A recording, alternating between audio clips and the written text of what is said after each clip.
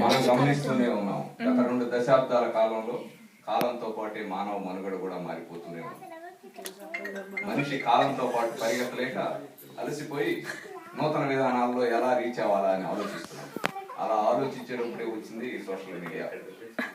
Social మీడియాలో ఎలా వాళ్ళ అనుభవాలు ఇవన్నీ చుట్టుపక్కల ఉండే వాళ్ళతో మాట్లాడకుండా, పలకరించకుండా, వాళ్ళ పలకరింపులు సంభాషణలు అన్నీ సోషల్ మీడియా ద్వారానే. అది భార్యాభర్తలు మాట్లాడుకున్నా, ప్రేమికుల ఊసులైనా ఏవైనా వాటి ద్వారా. అలా జరిగే వాటిల్లో సాధారణంగా మనం కొన్ని చూస్తూనే ఉంటాం. ఎందుకంటే నా పోటీ సోమరిపోతు భర్త ఇంట్లో కూర్చొని 24 గంటలు అలా సోషల్ మీడియాలోనే అందరితో మాట్లాడుతూనే ఉన్నాడు.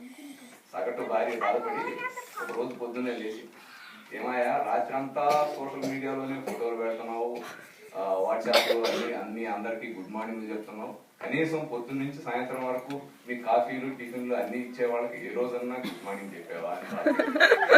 ఎందుకంటే ఆవిడ కూడా సగటు భార్య కదా, దాంట్లోనే బతుకుతున్నాయి.